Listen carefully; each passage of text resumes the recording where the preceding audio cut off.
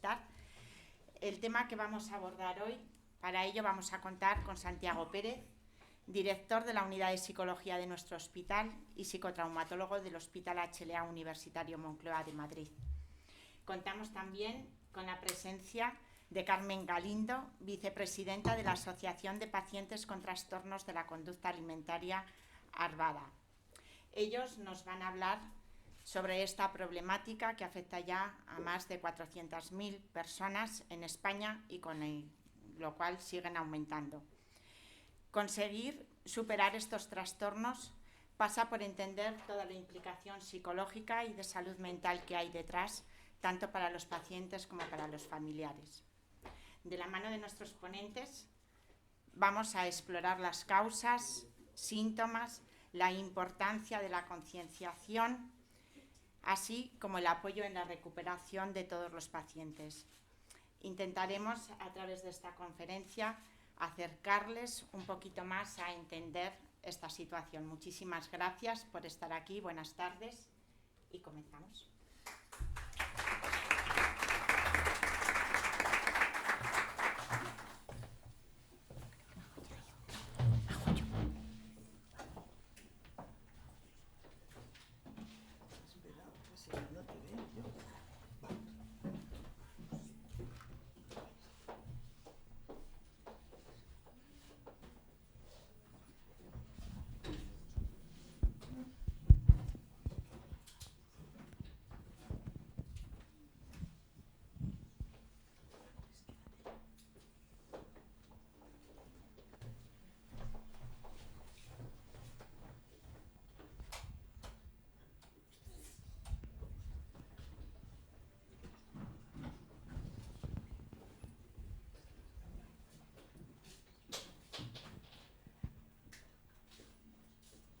Bueno, ¿se escucha?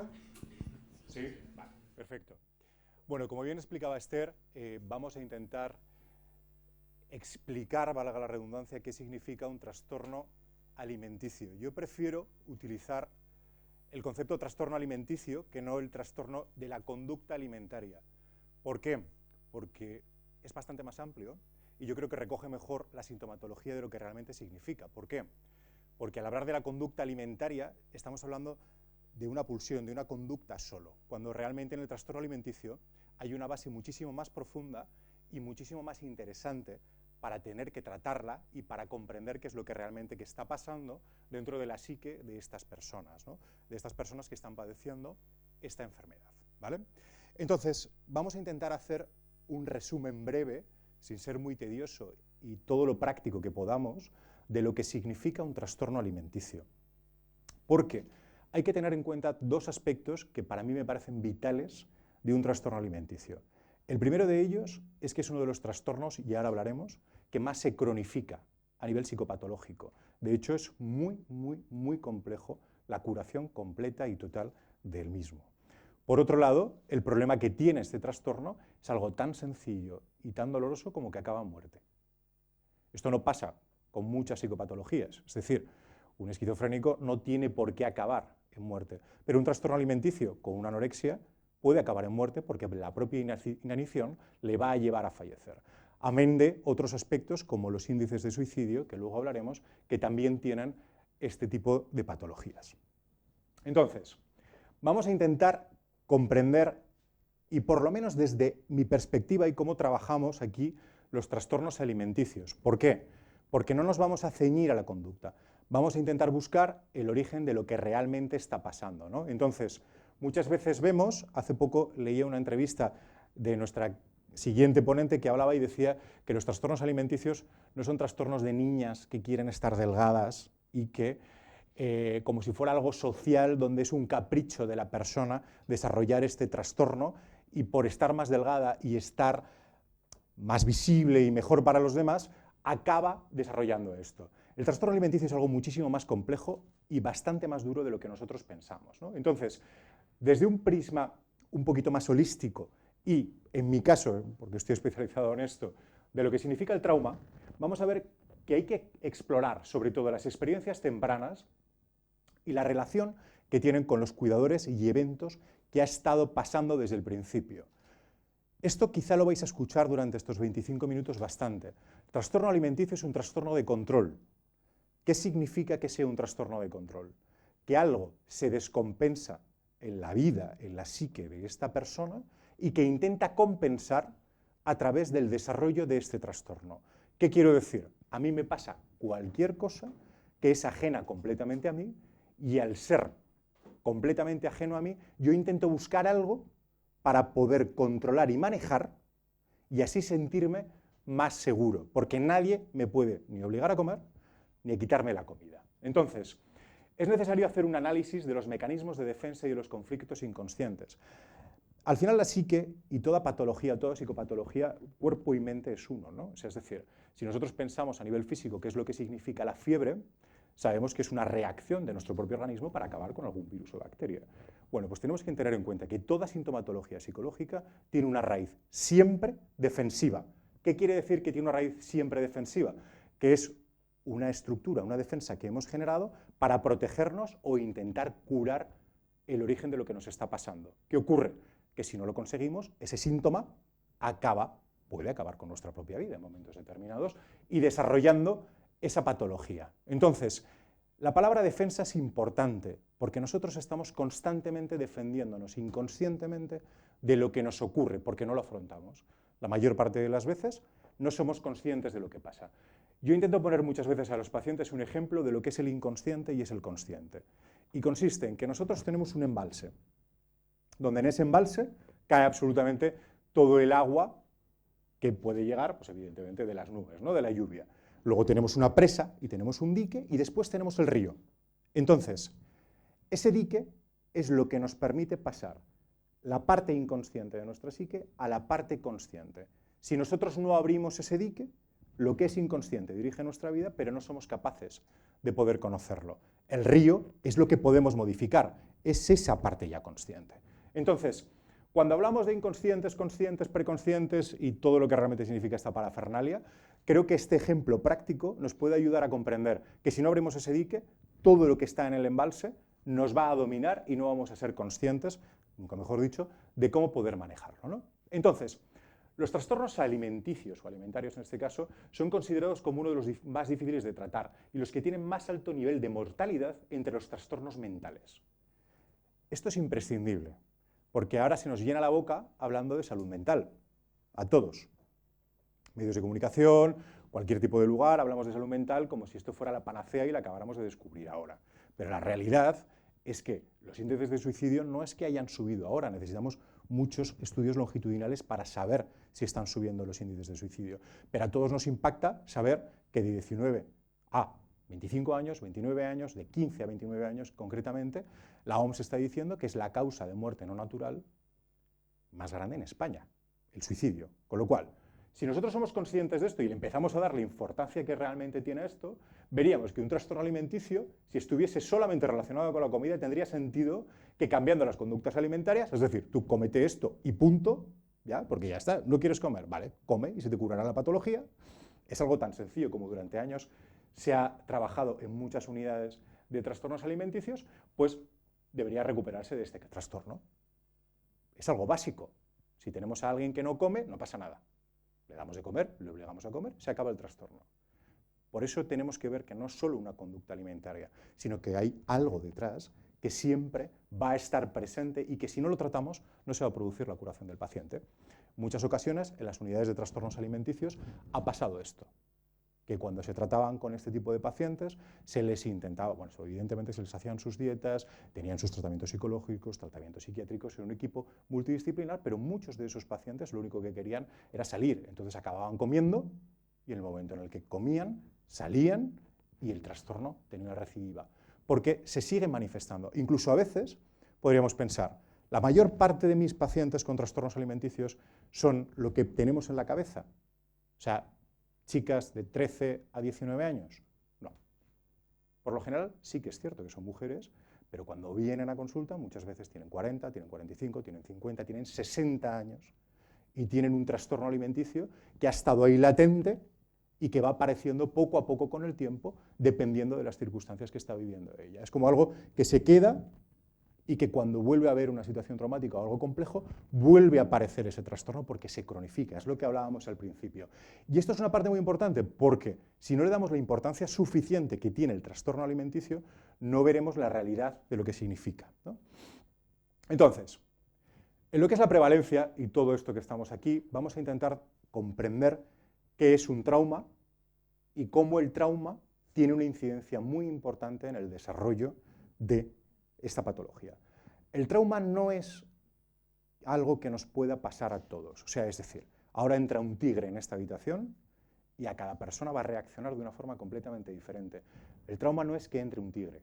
El trauma es cómo mi psique es capaz de poder procesar la entrada de ese tigre. Entonces, cada uno va a desarrollar unas estrategias diferentes. Habrá personas que desarrollarán un trauma, habrá personas que no desarrollarán un trauma. Entonces, tenemos que empezar a comprender que cuando hablamos de traumas, que también se nos llena la boca hablando de traumas, no es lo que nos pasa, sino lo que nosotros somos capaces de poder asimilar y procesar, y entonces, en base a eso, lo podremos desarrollar o no. Entonces, vemos que en la anorexia nerviosa y en la bulimia nerviosa prácticamente el 63% de los pacientes, ¿de acuerdo?, habían experimentado al menos un trauma en su vida.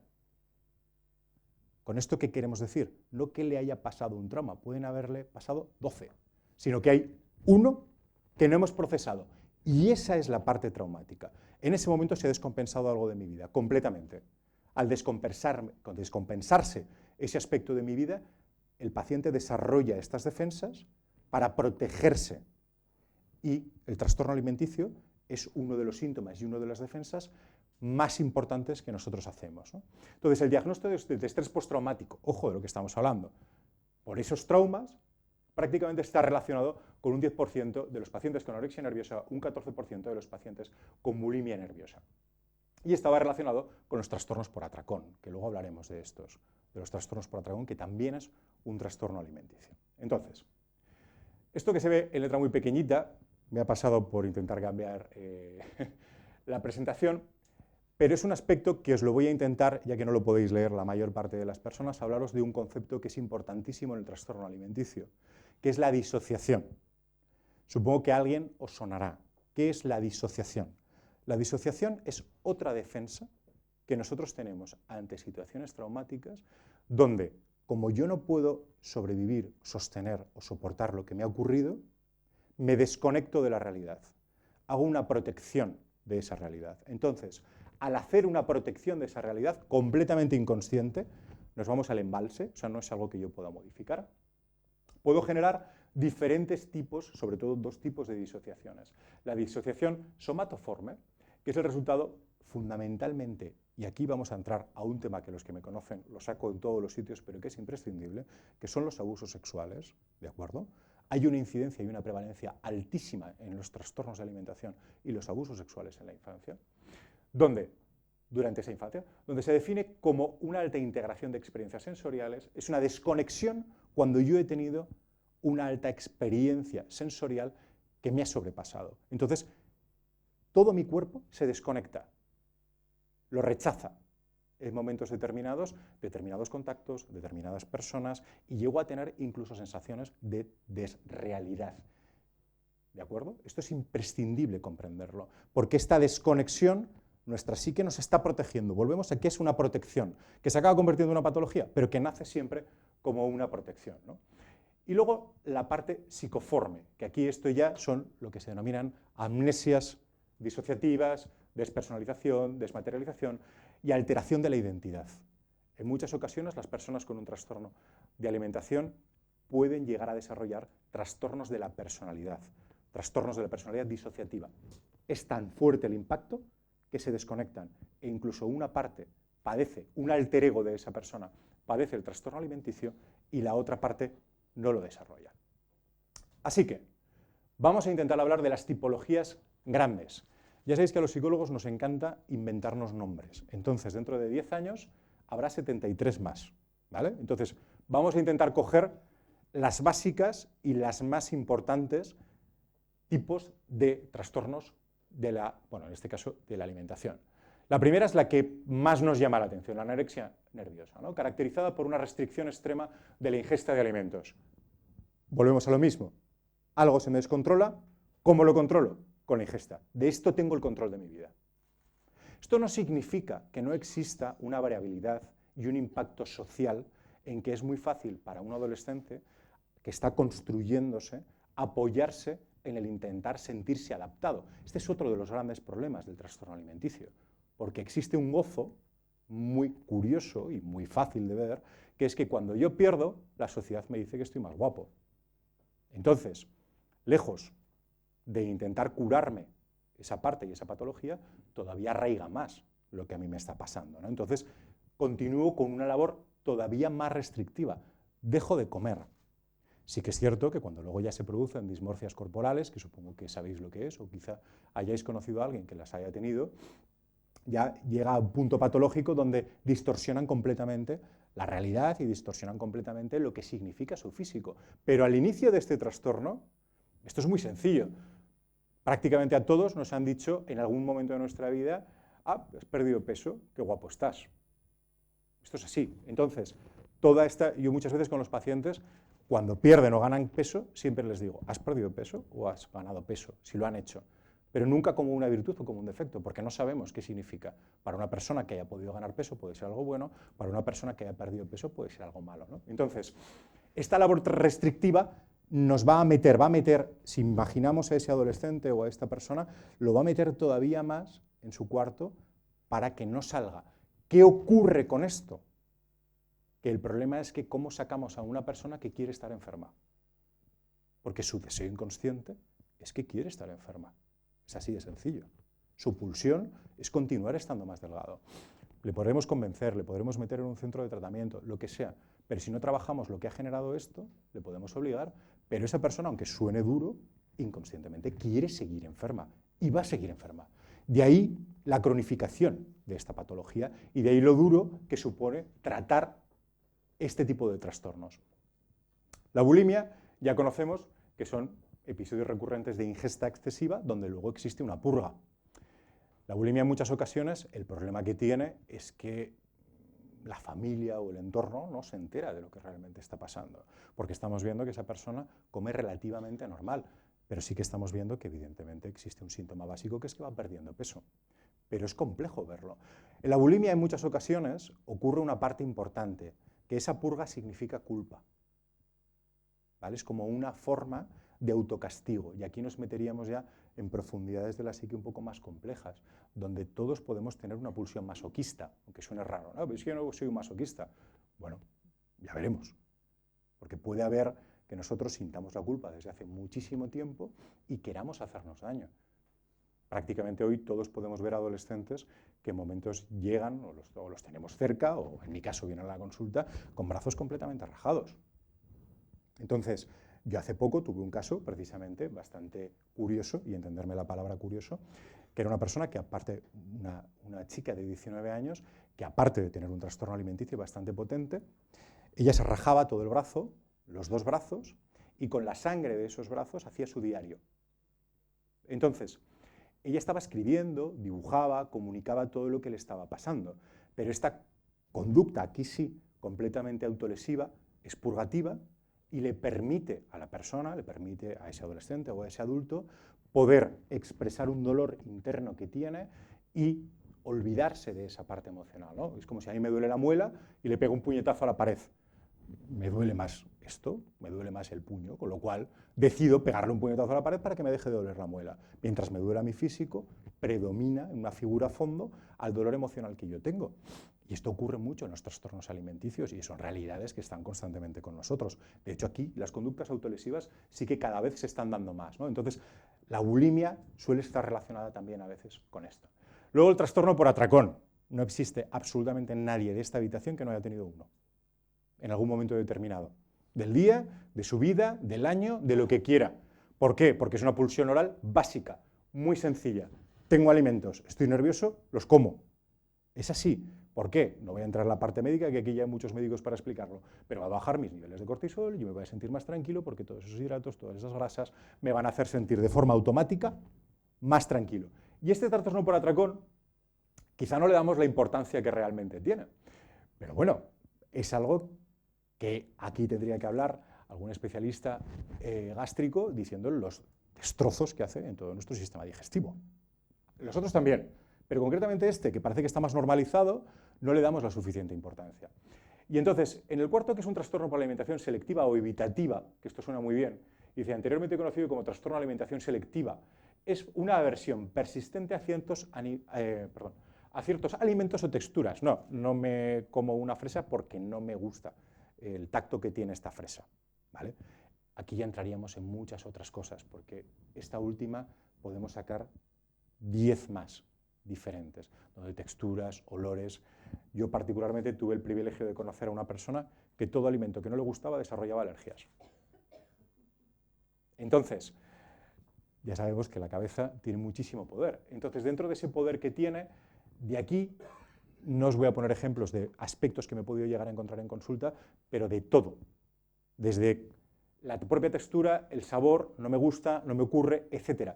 Pero siempre tenemos que ver que en ese momento a esa persona algo le está ocurriendo. El trastorno no es el inicio de la patología, el trastorno es la consecuencia de lo que ha estado pasando, como de cualquier tipo de enfermedad. Y eso muchas veces, cuando vamos al psicólogo y lo que pedimos, no, macho, es que tú a mí me tienes que dar herramientas, no, es que me tienes que solucionar el problema. Las herramientas, yo no soy mecánico, y yo creo que ninguno de mi profesión lo somos. Entonces, si no vamos al origen de lo que está pasando, bueno, yo te puedo dar una serie de pautas para que estés mejor, pero va a seguir estando, va a seguir persistiendo. El síntoma se va a mover, porque los síntomas se mueven, y los síntomas nos hablan, y si no los escuchamos, nos gritan, y si no nos gritan, pues ya sabemos cómo acaba. Entonces, la victimología, suena muy feo aquí la palabra de victimología, pero he metido un estudio del 99, porque fijaros, o sea, no estamos hablando de que los trastornos alimenticios, aunque ahora sí que es cierto que se ha producido un incremento bastante grande en el diagnóstico, sean de ahora, de 2024, sino que este estudio en el 99 llegaron a la conclusión de que respecto a la relación con el trauma, hasta el 50% de las mujeres con un trastorno alimentario habían sufrido abusos sexuales en su infancia. Esto es así, se hizo en el 99, donde prácticamente no había denuncias y donde sobre todo los abusos sexuales intrafamiliares ni se conocían. Con lo cual, si conocéis a alguien que tiene un trastorno alimentario, primero tenéis que ver qué le ocurre, qué le pasa, qué hay detrás y por supuesto llevarlo a un profesional o a un equipo de profesionales. No penséis nunca que es un capricho, porque, como hemos hablado antes, una anorexia nerviosa acaba por muerte por inanición y el resto tienen una incidencia en los suicidios altísima. Con lo cual, hoy he metido este dato que ahora os leeré porque me ha vuelto a pasar lo mismo con la letra pequeña, teniendo en cuenta que es DEFA, fundamentalmente una de las organizaciones, ¿no? O la organización que organiza junto con HLA esta charla. Y esto a mí me parece espectacular y devastador, ¿de acuerdo? Y es algo que tenemos que tener conciencia todos. Los niños y niñas con algún tipo de discapacidad, ya sea física, psíquica o sensorial, tienen un mayor riesgo de sufrir abusos sexuales, más que los demás niños. Pero lo más impactante es que prácticamente 2 de cada 3 niños que tienen algún tipo de discapacidad han sufrido algún tipo de situación de abuso sexual, de acoso o de negligencia. Entonces, si ya un niño es un ser completamente vulnerable para la sociedad, un niño con una discapacidad es todavía mucho más. Y esto hay que tenerlo en cuenta, no para que estemos constantemente vigilando, pero desde luego hay que tener una conciencia tanto emocional como social de lo que realmente significan estas cosas, ¿no? Termino con este dato porque si vemos la importancia que realmente tiene la parte traumatológica, el trauma, que significa herida en griego, y de ahí la palabra esa tan rara con la que yo trabajo en Madrid, ¿no? Psicotraumatólogo, veremos que el trauma de la infancia se ha asociado con prácticamente casi todas las patologías, pero sobre todo con el trastorno límite de la personalidad y con los trastornos alimenticios. Nunca jamás pensemos que si hay un trastorno alimenticio, o como lo queramos llamar, un trastorno de la conducta alimentaria, ni es un capricho, ni significa que a esa persona no le pase nada, o que simplemente quiera estar delgada. Gracias.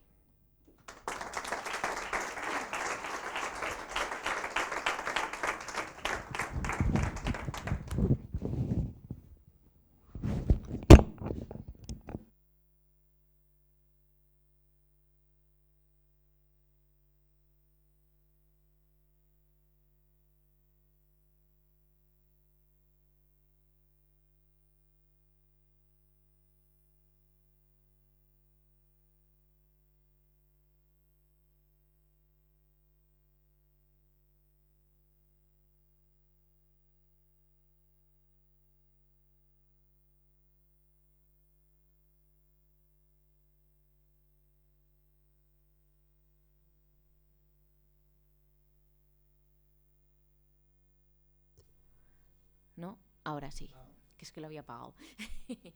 Bueno, que como siempre todos los años, y como ha dicho Esther, aunque cambió de compañera de mesa porque el doctor Pérez Lambán era quien nos acompañaba hasta ahora, la verdad que las charlas que hacemos desde DEFA con la clínica Montpellier siempre son un gusto, porque no solo vemos la parte profesional, sino también la parte personal, que puede ser con personas que tienen alguna patología, o en este caso Carmen con Arvada, que trabajamos muy bien. Es una pedazo asociación que trabaja con los trastornos de conducta alimentaria, y que Carmen es súper experta, ya lo veréis ahora cómo nos va a explicar, pero que queremos ver y tener ese punto de vista personal, no quedarnos solo en lo médico, en lo farmacológico o lo que sea, sino que queremos siempre que se vea ese punto personal.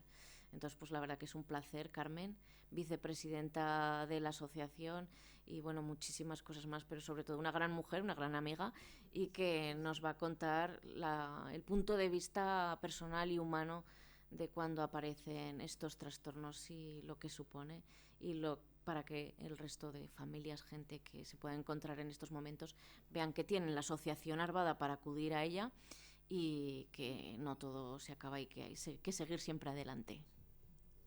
Gracias.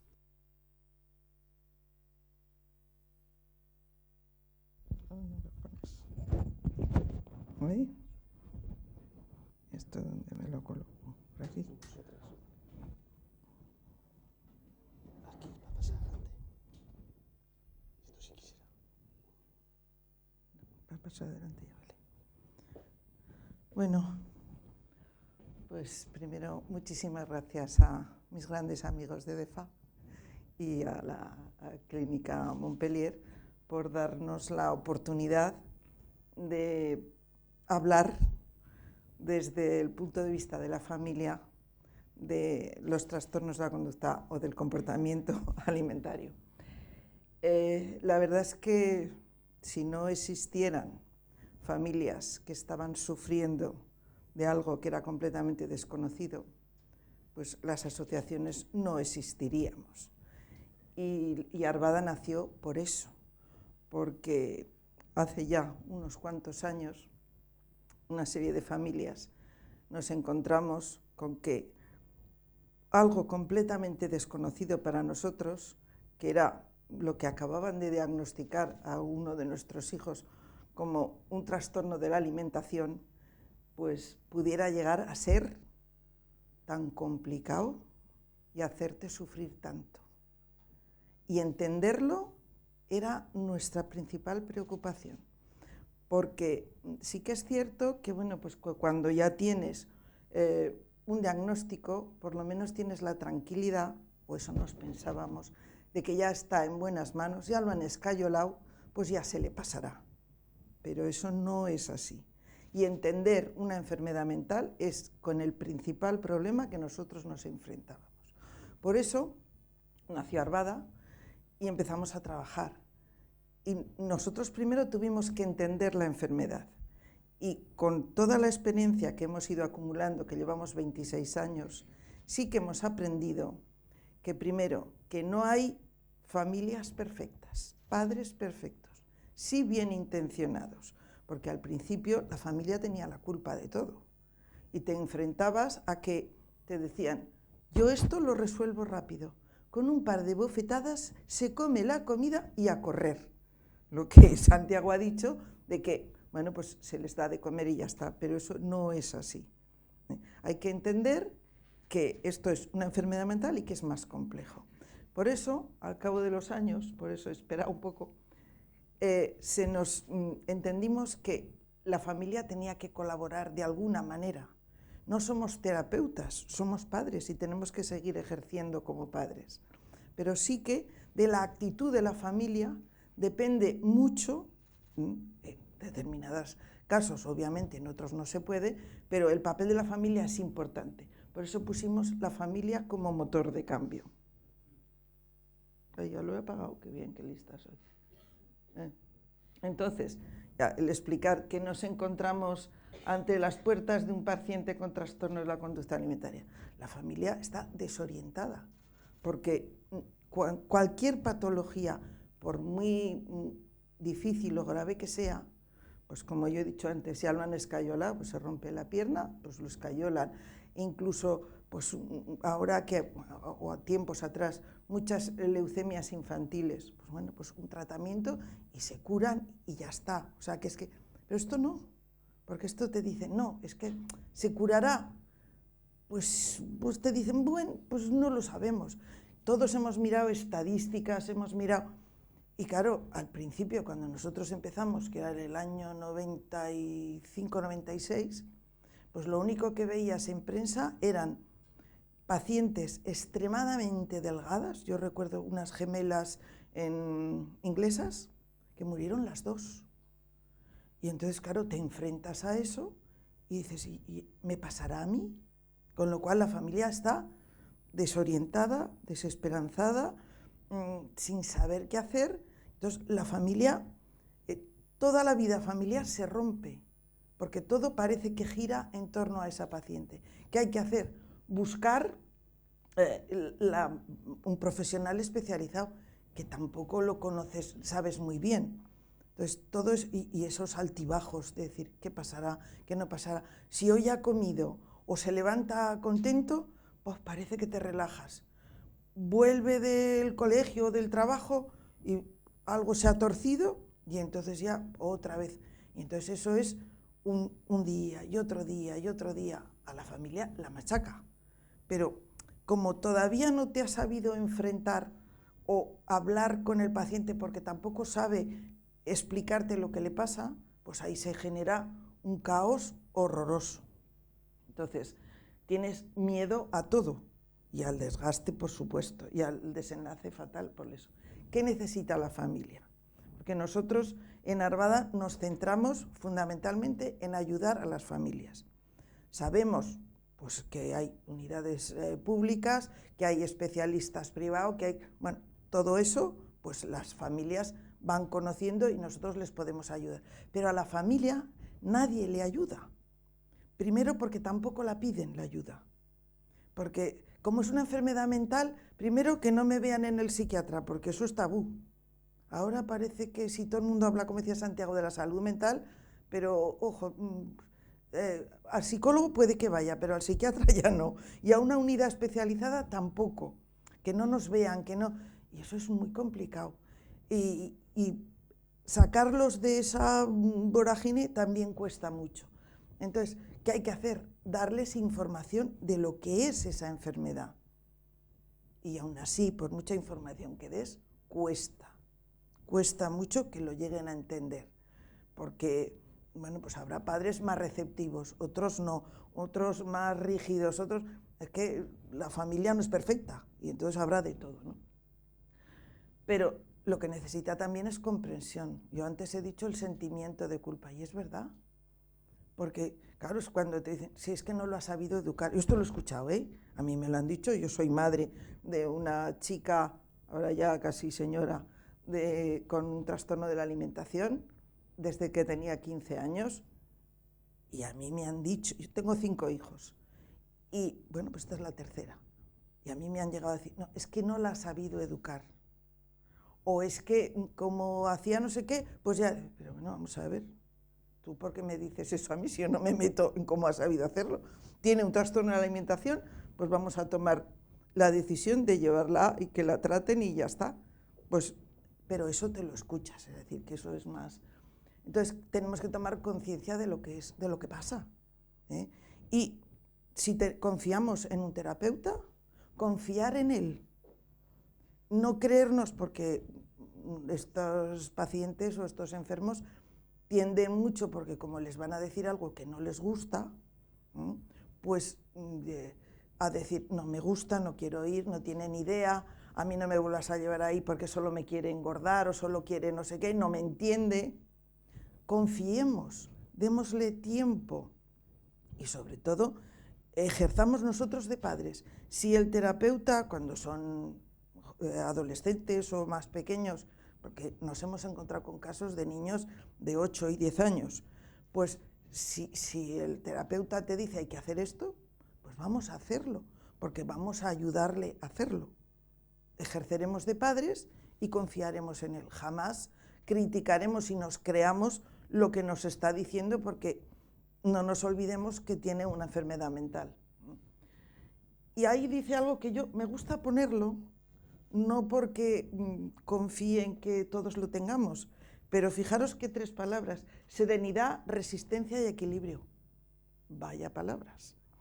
Eso no lo tiene todo el mundo a todas horas, porque a veces no tienes serenidad porque estás hasta arriba, no solo de la situación familiar, pero a lo mejor pues, estás trabajando, otro hijo te ha planteado otra cosa, y entonces es muy difícil. Resistencia, pues también, pero hay que tenerla.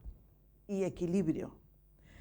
A mí el doctor Toro, hace muchos años, que vino aquí, cuando empezó Arvada, vino a darnos una conferencia, y fuimos pues, todos los padres a ver qué tenemos que hacer, y yo le pregunté, digo, ¿qué tendría que hacer? Y se me queda mirando muy serio, además hace poco se lo recordé en un homenaje que le hicieron, y me dice, pues tener paciencia. Y le dije, yo digo, si ya tengo, dice, pues cuando se te acabe, vas y te compras otro cesto. Pues la de cestos de paciencia que hemos tenido que comprar, pues es así, o sea, si no entiendes que es una enfermedad mental, pues así no lo conseguirás. Y luego orientación familiar, que es lo que nosotros hacemos en Arvada. Bueno, pues ahí tenéis. Entonces esto, como ya os lo he contado, pues... Entonces, ¿cómo trabajamos con las familias en Arvada? Pues claro, la familia viene a la asociación Arvada, a veces con los chicos o con las chicas, e incluso las personas adultas, vienen a Arvada porque allí, yo siempre les digo, es que aquí como ni te van a ingresar, ni te van a... Pues claro, vienen con más tranquilidad. Y la familia viene pues, a ver qué tengo que hacer, porque la chica no quiere ir al médico, el chico no quiere ir al médico. Y es más complicado que todo eso. Pero lo que nosotros hacemos es primero pues, acogerlos y explicarles pues, dónde pueden acudir, si hay centros públicos, si hay que explicarles los recursos. Y luego hacemos como 5 sesiones, o es un mini curso de orientación familiar, en las que les vamos explicando pues eso, cómo convivir con la enfermedad, qué pasos tienen que dar, cómo manejarse en el día a día con estos trastornos, que es difícil y que ahí plantean todas sus dudas. Y sobre todo, estos padres se van a encontrar con otros que están pasando lo mismo que ellos, que es lo que nos pasó a nosotros cuando empezamos, ¿no? ¿Qué hacemos? Entonces, en función de las características de ese grupo de padres que en ese momento, grupos, padres, hermanos o parejas, porque en función de pues, si son adultos o son adolescentes, pues el curso de orientación se procura que sea más homogéneo. En función de las características que vemos de lo que van a necesitar, pues se hacen o grupos de ayuda mutua o talleres específicos para pues, poderles ayudar lo más posible. Es, pues, estos cursos, que es lo que les evitamos la ansiedad, implicamos que desde el punto de vista terapéutico se impliquen. ¿Por qué? Porque pensamos que lo más importante es, primero, que conozcan la enfermedad. De esta forma los capacitamos para poder cooperar.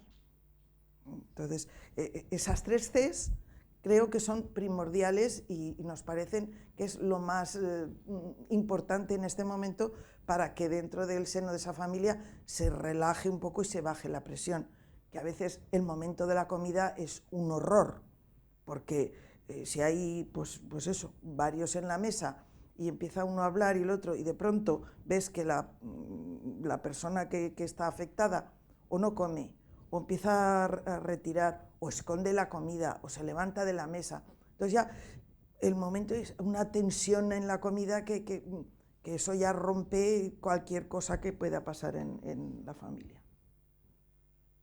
Entonces, estos talleres de autocuidado son precisamente, pues para eso, para ayudar a la familia, pues talleres de comunicación de familiar, habilidad social, resolución de conflictos, y los hermanos, que nos preocupan mucho.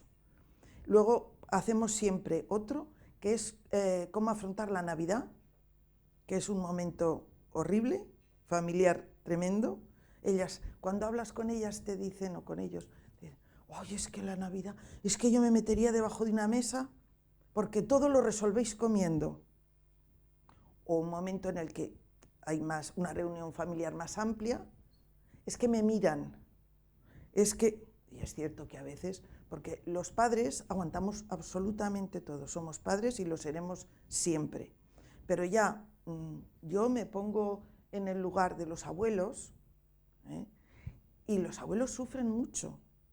¿Por qué? Porque están viendo que ese niño o esa niña está haciendo sufrir a sus hijos.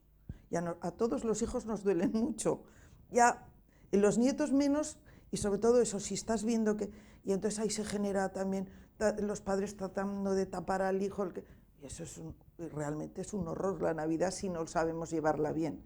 Pues eso, y luego también el verano, que son dos momentos en los que para los pacientes el verano ya más complicado porque es más un momento de vacaciones, de relajos, que hay menos orden en las comidas y a lo mejor eso les lleva... Y luego, claro, cuando llega mayo, te bombardean con la operación bikini, es que eso es... Y en la Navidad, después pasa la Navidad, otro bombardeo con las dietas, con los kelos que te persiguen, porque si comes kelos, antes sobre todo, te perseguía, si comías ya adelgazabas, bueno, eso es... Y siempre estamos igual, y si no bebes agua esa que te adelgaza mucho, bebiendo agua, eso también es muy bueno. Bueno, entonces también hacemos, porque a veces pues, en la familia se generan muchos conflictos. Entonces tenemos pues, un programa que es de psicoterapia familiar y de pareja, pues, que le llamamos nosotros momentos de atención en crisis, porque si a veces vemos que la situación familiar es muy complicada, pues les ofrecemos ayuda a esos padres para que se puedan relajar también ellos y poderles ayudar. Y, bueno, luego los grupos de ayuda mutua, que ahí vamos, que los llevan siempre padres que ya están en mejor situación, y entonces pues hasta que dura un año, año y medio, hasta que esos padres ya, pues sus hijos están mejor y ellos, a lo mejor ellos te dicen, ¿está tu hijo mejor? Y dice, pues no sé si está mejor o no, pero yo lo afronto de otra manera. Pues es que eso también es importante, es decir, que lo puedas afrontar mejor. Esto fue nosotros trabajamos con las familias, pero siempre vienen personas afectadas y hay que apoyarlas, porque vienen allí y no les vas a decir, pues búscate la vida, vete a que no te dan cita, ya lo sabemos, de hoy a mañana. Y entonces, para que se sientan escuchadas, arropadas, pues ¿qué hacemos? Pues esto que le llamas motivación al tratamiento, que nos vamos escuchando, manteniendo un poco, oye, pues vente mañana o vente dentro de 2 días y me vas contando cómo estás. Y esto se creó por las personas adultas. Cuando empezamos en Arvada, no existía en Aragón ninguna unidad de adultos. Había solo de infanto-juvenil y no era unidad, era consulta, sin más. Luego se fue poniendo hospital de día y demás, pero no había prácticamente nada. Y de adultos no había nada. Y entonces se abrió Arvada y entonces fue una sorpresa porque empezaron a venir muchas personas adultas, pero como decía Santiago, mayores. Es decir, que es que nos sorprendió que, bueno, pues habrá que hacer. Y entonces empezamos a relacionarnos con el gobierno de Aragón, a ver qué iban a hacer, y pensamos, bueno, pues algo hay que hacer. Pues vamos a motivarles al tratamiento para que puedan, porque venían a Arvada, pero allí era pues 2 trabajadoras sociales que las atendían, les escuchaban, que eran especialistas en psiquiátricas, trabajadoras sociales de clínicas o algo así era, bueno, ya no me acuerdo. El caso es que las atendían, pero nada más. ¿Dónde van? Decían, ¿dónde voy? ¿Qué hago? Y entonces, así ya, una vez que se abrió la unidad que entonces estaba en el Rollo Villanova, pues venían, estaban con nosotros, pues a lo mejor algunas se pegaban un año, estando pues hablando y pensando, y a continuación ya decían, bueno, pues ya iré al psiquiatra o a la unidad. Y entonces iban y siempre les decíamos lo mismo, sobre todo cuando hayas estado, llámame a ver si estás contenta, porque sabíamos lo que nos iba a decir. no pienso volver, no sé qué, y entonces había que motivar otra vez. Y ese trabajo, la verdad es que ha sido, las trabajadoras sociales estaban muy contentas porque se había facilitado mucho el que estas personas con el trastorno pudieran acudir a atención, pues ya era, pues unos elegían el hospital, pero otros pues iban a un psicólogo privado o lo que fuera, pero se ponían en tratamiento y luego venían diciendo, pues estoy mejor, pues no sabes cuánto nos alegramos. Bueno, se hacían talleres también y se siguen haciendo, pero en función de las personas que pasan por Arvada, como estamos en relación con las dos unidades que hay aquí, a veces los propios de la unidad nos dicen, oye, pues ¿podríais hacer algún taller? Y los hacemos y ya está. Esto, las atenciones en situación en crisis, pues bueno, cuando hay un problema, pues siempre allá les vamos apoyando. Otra de nuestras... yo creo que algo que lo hacemos con muchas ganas y sobre todo sabiendo que es muy importante es la prevención. Porque antes, Santiago, yo he visto que ponía ahí en las personas con discapacidad, ponía que era muy importante la prevención, la escuela, la familia. Es que los chicos pasan muchas horas en el colegio y ahí es uno de los sitios donde más problemas pueden surgir y más conflictos pueden tener sin que en casa nos enteremos. Y esa colaboración entre los centros educativos, la implicación de los psicólogos, orientadores, profesores, tutores, es muy importante. Entonces, desde hace ya, pues me parece que son 20 años, estamos haciendo prevención en todos los centros educativos de Aragón. El taller se llama, no sé si lo tengo aquí. Bueno, esto es una campaña de sensibilización que estamos muy contentos con ella porque nos dio una visibilidad distinta y a raíz de aquí surgieron unos premios que se llaman Actitud Arriba Autoestima. El taller se llama Me gusto como soy. Y entonces vamos a los centros educativos, va una persona que es una trabajadora social, y les explica a los chicos, de los que tienen 12, 14 años, les hace un taller de 60 minutos en los que no les habla para nada de trastorno, sino les habla de publicidad, de un montón de cosas, de autoestima sobre todo, y entonces ahí pues van surgiendo, les ponen campañas publicitarias, cosas de Photoshop y sobre todo les habla de autoestima. Entonces esto está funcionando muy bien. Este año ya llevamos pues más de 3.000 alumnos en lo que va de curso y seguimos y la verdad es que eso es algo muy muy importante. Esto es la campaña de Actitud Arriba Autoestima, porque es una forma de llegar más y poder hacer más prevención. Entonces, como conclusión, pues las familias necesitamos la manera de que se atiende a estas patologías, porque eso nos va a ayudar en todo momento. Necesitamos apoyo emocional, porque la situación es complicada. Y los profesionales que intervienen con ellos es necesario que colaboren también con las familias para ayudarles a entender lo que es el problema.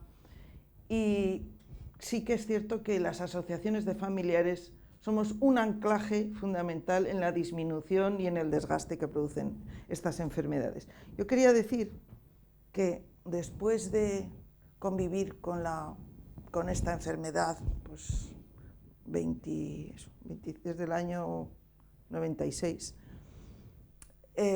Primero, no la he entendido del todo, pero yo sigo entendiéndola y procurando. Sí que la familia sufre, pero los enfermos también. Los pacientes sufren muchísimo, mucho. Y hablas con ellos y siempre te dicen lo mismo, todos. Es que me cortaría la cabeza. La primera vez que a mí me lo dijeron, digo, ¿por qué? Pues porque la tengo dividida en dos. la parte buena y la parte mala. Esas dos partes están luchando entre ellas mañana, tarde y noche. Y eso, cuando nosotros tenemos que tomar una decisión, estamos un rato discurriendo, según la importancia que tenga, pues estaremos más tiempo, menos tiempo, con una inquietud, con una preocupación. Pero ya está, tomamos una decisión y ya está, pero ellos no. Porque la decisión es, si yo me como o si yo dejo de hacer el ejercicio X, sé que lo tengo que hacer, pero, ¿y si lo hago? ¿Qué me va a pasar? Voy a sufrir. Entonces, sufren dos veces. Y si no lo hago, hago sufrir a mi entorno, otra vez más. Entonces, para ellos es un calvario. Y eso, entenderlo es difícil. Por eso, cuando al principio, que Santiago también lo ha dicho, de que esto es una cosa pues un poco superflua, de eso nada. Ese sufrimiento tan grande es lo que les lleva a luego pues a cosas que no queremos que pasen. Pero bueno, yo siempre digo que de esto se puede salir, mejor o peor, pero de cuando nosotros empezamos ahora, las estadísticas te dicen que bueno, pues que las cosas mejoran. Sí que es cierto que hay algunos que se quedan crónicos y bueno, pues habrá que hacer prevención secundaria para lograr que por lo menos su calidad de vida sea mejor.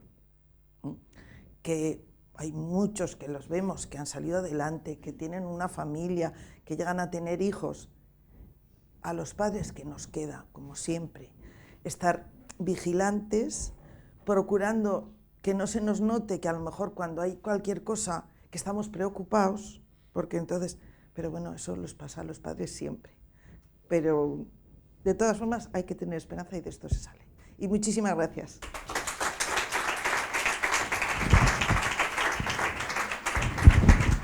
Espera que me quito esto.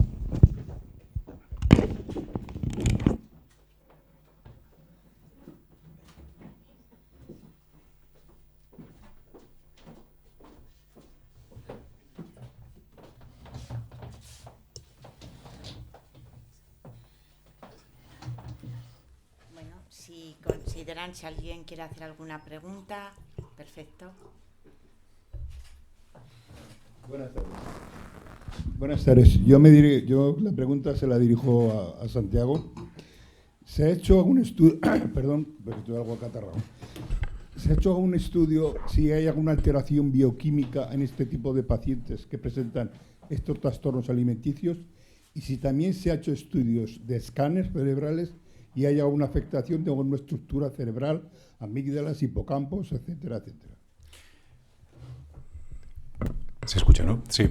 A ver, estudios hay muchísimos. El problema de un estudio a nivel neurobiológico y con la consistencia psicológica de lo que supone es ¿qué es antes, el huevo o la gallina? Es decir, cuando se estudia al paciente, ya se le estudia una vez que se ha desarrollado la patología. Entonces, si por ejemplo antes hablábamos de trauma y vemos el funcionamiento del hipocampo de una persona que ha sufrido un abuso sexual o un impacto importante traumatológico, se conoce y se sabe que el funcionamiento ejecutivo del córtex prefrontal es menor, es deficitario. Al igual que se sabe que, por ejemplo, el volumen del hipocampo también es menor y que la alteración de la amígdala está constantemente activa, ¿no? Valga la redundancia. Que exista una prevalencia o una predilección o una incidencia genética en el desarrollo de una psicopatología o de un trastorno de la personalidad, en este caso alimenticio, a día de hoy no. O sea, es decir, cuando digo no, al ser trastornos de la personalidad, son trastornos que se dan en la personalidad. Que evidentemente una persona que tenga un exceso de dopamina, un déficit de serotonina, etcétera, puede tener una cierta incidencia o una prevalencia en un mayor desarrollo.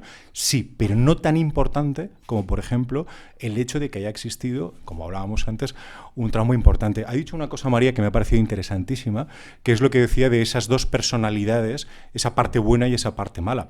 En esta patología, y en muchísimas, se da una escisión del rol, se da una escisión del yo. Entonces, en esa escisión, nosotros incluso neurobiológicamente se puede comprobar, y se ha hecho mucho escáner cerebral y TEP, donde se ve que hay diferentes zonas cerebrales cuando está actuando un yo o cuando está actuando otro, porque la memoria funciona por patrones, no porque le demos a un rec, grabemos y luego lo paremos, ¿no? Entonces, sí que hay muchos estudios de esto, pero en realidad, si la psique funcionara única y exclusivamente de forma neurobiológica, bueno, ¿dónde estaría el problema? Mi profesión no existiría, ni existiría las 5 o 6 profesiones que se dedican al cerebro, porque sería, ante existe el problema, se solucionaría el problema de forma bioquímica, de forma estructural, incluso de forma quirúrgica.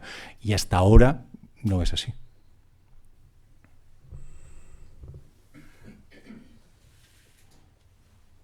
Sí, buenas tardes. Bueno, primero dar las gracias a DEFA por su confianza siempre en el grupo nuestro para colaborar y desarrollar este tipo de sesiones. Y luego felicitar, por supuesto, tanto a Santiago, que es un viejo conocido de muchos años, al cual he visto hacer exposiciones siempre magistrales y con una templanza y una claridad tremenda, y por supuesto a Mari Carmen, porque asociaciones hay muchas, pero asociaciones que tengan protocolo, procedimiento y unos objetivos tan claros y estructurados, la verdad es que no es tan fácil encontrar, con lo cual, enhorabuena. 2 preguntas para Santiago. La primera, a ver, el tratamiento de esta patología. Sabemos que hay causas que son las que desencadenan, o sea, esto es el genotipo o el fenotipo. Hay una causa dentro y otra causa o una manifestación externa. Una máxima en medicina es que no hay enfermedades sino enfermos, ¿vale? Entonces, en este caso concreto, el tratamiento de este tipo de patologías se enfocó a través de unidades que, tú lo has dicho, fundamentalmente estaban enfocadas a que el enfermo se alimentara. Pero luego veo un poco difícil hacer un engranaje desde el punto de vista de conductual o mental hacia los pacientes que tenían causas distintas. Entonces, la primera pregunta sería, ¿esto se puede tratar o es mejor tratarlo a nivel individual o en unidades? Yo lo digo porque lo que te intento decir es que si no hay enfermedades, si no hay enfermos, y en este caso hay patologías distintas y reacciones distintas a las patologías, probablemente sería, digamos, el tratamiento individualizado. Si no, a lo mejor podríamos ir a otro. Y luego la segunda pregunta es muy simple, pero está muy de moda, la vigorexia. A ver, cuéntanos. Bueno, en primer lugar, gracias, Alfredo. Y en segundo lugar, explicar que el que ha preguntado antes es mi padre. Entonces, esa máxima, y es médico, de que no hay enfermedades sino enfermos, pues bueno, yo la he visto desde casa y opino exactamente igual a nivel psicopatológico. Entonces, yo estructuraría 3 aspectos importantes a tu pregunta, porque es creo que una pregunta muy bien lanzada o muy bien tirada.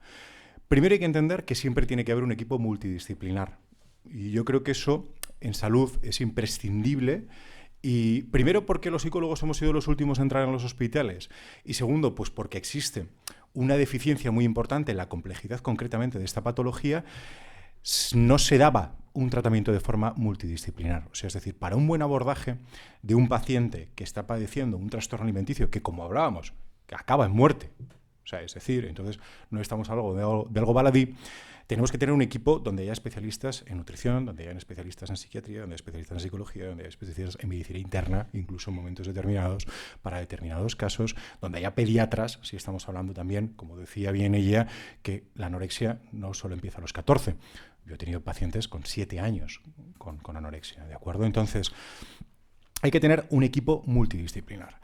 Luego, si ya hablo de un caso particular de lo que es mi opinión, yo me gustan mucho las unidades de trabajo, pero siempre de forma individualizada. ¿Por qué? Si ahora mismo nosotros ingresamos un paciente en una unidad psiquiátrica o incluso en un hospital psiquiátrico, se produce, por un lado, lo que es el tratamiento psiquiátrico de ese paciente o psicológico de ese paciente, donde puede existir una mejora, pero también existe, consciente o inconscientemente, una identificación de ese paciente con la sintomatología de contagio por porosidad del resto de personas que están ahí. Entonces, si nosotros estamos en un grupo de apoyo donde estamos todos depresivos, de acuerdo, 2 sesiones, 3 sesiones para enlazar con esa depresión me va a hacer sentir que yo no estoy solo. Una cuarta o una quinta sesión puede llegar un momento a que yo desarrolle la sintomatología de los demás, o que todo ese núcleo depresivo acabe arrastrándome. Entonces, mi respuesta clara es siempre un tratamiento individualizado del enfermo, sin lugar a dudas. ¿Qué pasa? Que en los hospitales esto, o en las unidades, es muy complejo desarrollarlo, es muy difícil. Pero siempre y cuando podamos tener un equipo multidisciplinar derivado solo para un paciente, siempre el desarrollo de la patología de ese paciente va a ser muchísimo mejor, porque es que no nos vamos a encontrar ni los mismos síntomas, ni las mismas causas, ni los mismos orígenes, ni el mismo tipo de tratamiento específico para ese paciente, ¿vale? Sobre la vigorexia, normorexias, tetexias, que podemos llegar a desarrollar, porque hay una barbaridad, bueno, son derivaciones de un trastorno alimenticio. O sea, volvemos a al mismo origen, que tenemos que empezar a comprender qué es lo que está pasando, y entonces hay que tener en cuenta que es infinitamente más sencillo yo poder desarrollar una vigorexia o una normorexia, que es la mezcla de un trastorno alimenticio con un trastorno compulsivo, por ejemplo, por el deporte o por el ejercicio, porque la realidad es que volvemos a una sociedad, a un superego tan grande, que esto le gusta. O sea, somos aplaudidos por tener un buen físico, somos aplaudidos por ser bellos, somos aplaudidos porque estemos realmente bien vistos por el resto. Con lo cual, la vigorexia no es más que un telón que cubre una serie de aspectos que siguen teniendo exactamente el mismo origen. Exactamente el mismo. Yo no sé si... Yo quería decir una cosa, que a mí los equipos multidisciplinares me parece que son fundamentales, y nos hemos olvidado de mencionar en este caso la importancia que tiene la enfermería de salud mental, que son, cuando existe una unidad realmente bien estructurada, y que, claro, lógicamente, cuando si una familia pues tiene un caso y busca, unos podrán más, otros podrán menos, entonces por lo menos en los hospitales públicos, si están bien dotados, pues ahí se les podrá atender un poco mejor, pero siempre que sea una atención, aunque estén, que es muy complejo el que estén en las unidades de psiquiatría, es horrible. Yo he vivido las dos cosas y es tremendo. En cuanto están 2 o 3 pacientes de un trastorno de alimentación juntos, ya estamos compadreando, por así decirlo, y es difícil, entonces tienen que tratarlos de forma individual. Por eso, en estos sitios, el papel de la enfermería es fundamental, porque son las que están, las que ven, las que pueden ayudar más. Y sí que es cierto que todo es muy complejo, pero el multidisciplinar es fundamental.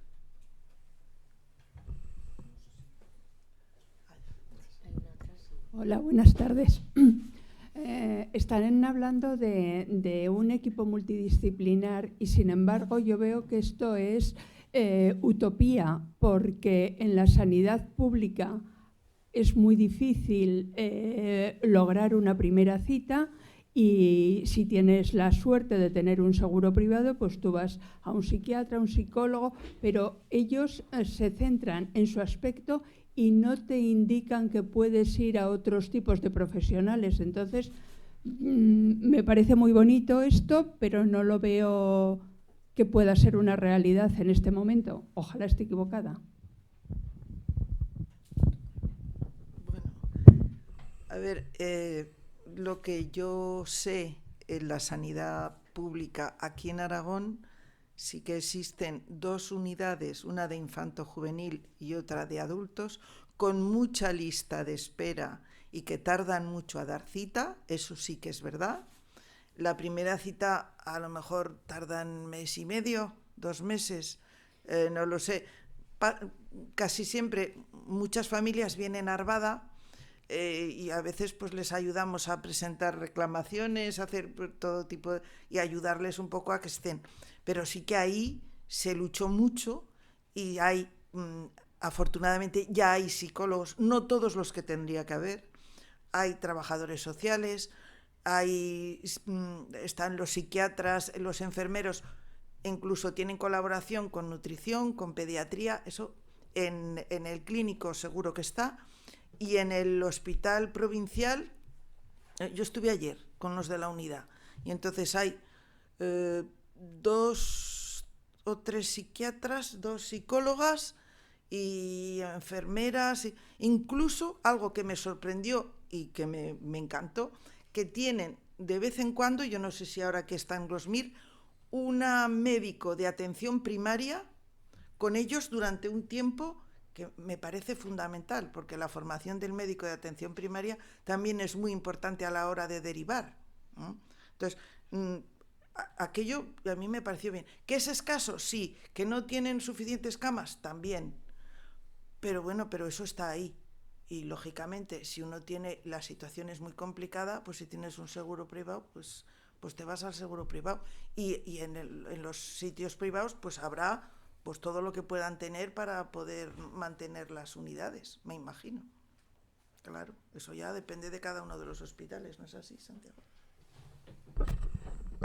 Bueno, sí, quiero decir, yo no voy a entrar en la sanidad privada, o sea, en la sanidad pública, primero porque no me dedico a ella y segundo porque conozco, como bien ha dicho Mari Carmen, la unidad del provincial, sobre todo, y me consta que son muy buenos profesionales, muy buenos. El clínico no lo conozco tanto, sé que ahora han quitado además, si no me equivoco, el comedor, pero me consta, hace tiempo sí, que son muy buenos profesionales que trabajan con la mejor calidad posible. La historia, yo creo que el problema está en la conceptualización, porque luego, por ejemplo, nos vamos a Madrid y tenemos un hospital como es el Niño Jesús, donde en ese Niño Jesús ahí tenemos una unidad que es enorme, solo especializado en trastornos alimenticios, donde existe un equipo completamente multidisciplinar, por supuesto también con enfermeros. Se me ha olvidado, tienes toda razón, podríamos meter mucho. Y yo creo que esto es una complejidad que al final viene con un organigrama que tenemos que establecer. Una cosa es la sanidad pública y otra cosa es la sanidad privada desde un punto de vista de la organización de lo que realmente supone. Entonces hablaré de la que yo conozco, que es la privada, en este caso. Uno de los conflictos que suele haber precisamente es la comunicación interdisciplinar. O sea, es decir, entonces, por ejemplo, el 12 de octubre, que aunque sea público en este caso, hace 3 semanas, si no me equivoco, ha abierto una unidad específica donde un neurólogo, un psiquiatra, un psicólogo y un neurocirujano han abierto una unidad de neurociencias única en toda Europa, donde todos sus equipos, estamos hablando de casi 25 personas, están atendiendo fundamentalmente a pacientes con algún tipo de alteración, tanto neurológica como psiquiátrica como psicológica. Entonces, ¿son utopías? Bueno, afortunadamente no son tanto utopías. O sea, quiero decir, los profesionales cada vez vamos avanzando más, es lo que decía Mari Carmen, en el 95, en el 99, desconozco porque tenía 10 años, cómo funcionaba todo esto, supongo que no habrían especialistas.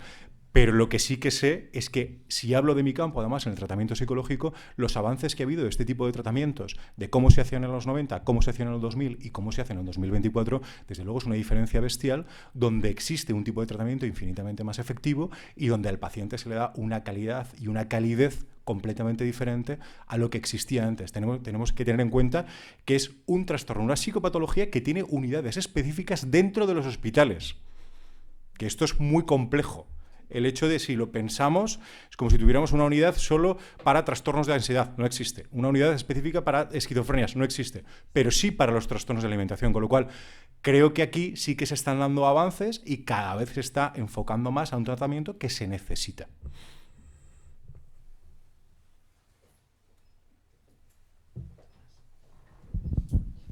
Muchas gracias, Santiago, Carmen, y enhorabuena por vuestra exposición, que me ha gustado mucho y me ha parecido extraordinaria. No sé si saber explicarme bien la pregunta, lo que tengo en la cabeza.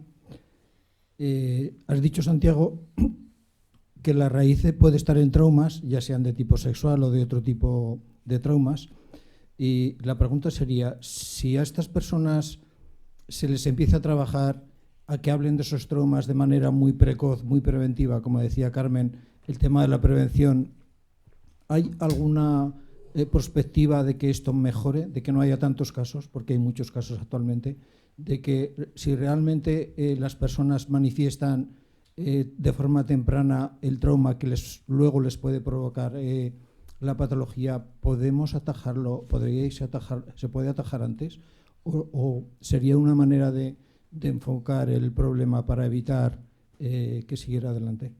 Gracias. Bueno, la realidad, y que además me gusta especialmente contestarte a esta pregunta, es que sí. O sea, es decir, pero ya no, esto es como todo, ¿no? Con la cantidad de médicos y enfermeros que hay aquí en la sala, el paciente viene cuando ya no puede más. Hasta que no estamos enfermos, no vamos nunca a la consulta, ¿no? Entonces, a nivel psicológico pasa igual, pero peor, porque todavía existe esa parte de ese estigma de lo que realmente significa salud mental. Entonces, es imprescindible que niños de 2 años y medio, 3 años, 4 años, desde los colegios como desde las propias casas, se les explique, si hablamos a nivel sexual, de lo que realmente significa un abuso, de lo que realmente significan sus partes íntimas, de lo que realmente significa lo que es abusar, y no solo sexualmente, de su propia conciencia. Si un niño aprende a identificarlo con 2 años y medio, con 3 años, con 4 años, ese niño va a comunicar y declarar este aspecto y va a buscar la ayuda, ya sea en personas de su entorno o incluso si se da en el entorno de casa, que se dé en el propio colegio esa comunicación. Eso si hablamos específicamente en el concreto de los abusos sexuales o de cualquier otro tipo de maltrato. Yo normalizo, si tengo 4 años, que mi madre pega a mi padre o que mi padre pega a mi madre. Si yo lo estoy viendo en casa, considero que es lo normal. Pero si a mí desde un colegio, por ejemplo, me están transmitiendo cuál es el respeto, qué es lo que realmente significa, yo identifico que lo que está pasando en mi casa no es normal y lo puedo comunicar a un profesor, y ese profesor puede abrir un protocolo donde directamente llama a la Policía Nacional y la Policía Nacional investiga el caso y se persona en esa casa, con lo cual ahí estamos cortando como una tajada lo que pueda pasar luego con los abusos, etcétera. Entonces, sí que existe una raíz traumática importante. En este tipo de casos sí que podemos prevenirlos mucho. Lo que es el desarrollo de los trastornos alimenticios, aunque exista una base de control, a veces no son bases tan claras. Lo que se nos ha descontrolado en nuestra vida pueden ser otro tipo de aspectos, como un familiar que no nos está prestando atención. Como decía ella, los padres no son los culpables de todo, evidentemente, por supuestísimo que no, pero son parte implicada. Entonces, cuando tú haces un tratamiento, tú tienes que saber y tienes que valorar qué es lo que está pasando en esa casa para poder hacerlo, para poder intervenir, ¿no? Yo he tenido discusiones, problemas, incluso agresiones en momentos determinados o intentos de agresión, porque una madre con una niña de 15 años no le salía de sus santas narices a salir de la consulta. Cuando la niña le estaba pasando lo que le estaba pasando con su madre o con su padre, ¿no? Entonces, prevención, evidentemente, es la madre del cordero de absolutamente cualquier tipo de problemática. Y sí que se puede hacer, pero tenemos que hacer verdaderas campañas, por ejemplo, lo que estabais comunicando en Arvada con los colegios, con las manifestaciones de lo que realmente significa la salud para prevenir con todo esto. Y saber también que el funcionamiento de nuestra psique nos va a llevar a que si algo se descontrola, lo vamos a tener que encontrar de alguna manera controlándolo. De algún aspecto, ya sea con un trastorno alimenticio o con algún otro tipo de patología. Esto se va a dar porque nuestra psique funciona así, la tuya, la mía y la de cualquiera. Entonces, si sé que esto va a funcionar así, y yo ya prevengo, sé que cuando existe un conflicto tendré que intentar solucionarlo de una o de otra manera antes de desarrollar la patología. Si yo sé que empiezo a fumar con 12 años, sé que el índice de desarrollo de un cáncer de pulmón, que lo desconozco ahora mismo, pues se incrementará en un 40, en un 50, en un 60%. Yo ya lo sé. ¿Puedo seguir fumando? Sí, pero tengo conocimiento sobre esto. Sí, yo, volviendo al tema, el primer contacto que un paciente de esta patología tiene con la sanidad es con el médico de familia. Y creo que yo, que soy médico de familia, estoy muy involucrado en estos temas porque somos los pioneros, los que primero tenemos que detectar para luego canalizar estos temas y demás. Entonces, la asistencia primaria, en este caso familiar, como ha comentado usted, tiene toda razón del mundo, porque la familia, cuando surge cualquier problema que tiene con su hijo o con su hija, lo que hace primero es a su médico de cabecera. Si el médico de cabecera no lo detecta, mal andamos. Entonces hay que, de alguna manera, instar a la administración a que también la asistencia primaria estemos preparados y tengamos herramientas y personal para poder derivar a estos pacientes, psicólogos, psiquiatras, neurólogos, internistas o diferentes especialistas. Nosotros siempre hemos pensado que el médico de familia, yo también soy hija de médico, madre de médico, hermana de médico, o sea, tengo la medicina por todo, pero los míos son geriatras, con lo cual tengo la asistencia asegurada. Ahora ya no necesito pediatras. Bueno, la atención primaria es fundamental porque es la puerta de entrada a la sanidad. Entonces, ahora cada vez hay más conocimiento. Nosotros desde Arvada hemos hecho varios cursos de formación con el Colegio de Médicos, con parte del Servet, hicimos para pediatras, para médicos de atención primaria, y ahora desde el área del Servet, que yo siempre me lío la 2, la 3, es que ya no me lo sé, pero a través de un programa que no sé si es humanización o paciente protagonista, uno de los dos, se hizo el año pasado, se hizo unas jornadas de formación para médicos o sanitarios de toda esa área, que las daban creo que en el Centro de Salud del Seminario, en la que intervenían 2 psiquiatras, uno de infantojuvenil y otro de adultos. Y ayer precisamente nos comentaron que se vuelve a hacer, como para 70 personas o una cosa así. Entonces, yo que todo eso se vaya haciendo y que, porque muchas veces los padres que tenían una sospecha de un trastorno de la alimentación, la amenaza a la chica o al chico era, ya verás, te van a hacer unos análisis el médico de cabecera y vas a estar fatal. Y es mentira, salen muy bien. Porque pues en el trastorno de la alimentación, salvo que estén muy, muy mal, ahí no se ve. Y entonces, claro, la madre o el padre se quedan sin argumentos. Y si el médico de atención primaria no lo ha detectado, pues entonces, si la madre le cuenta que... y el hombre dice, pues esto, algo pasa, ¿eh? Y si no, dice, esta mujer está histérica, si la chica está también, o el chico. Entonces, es fundamental eso.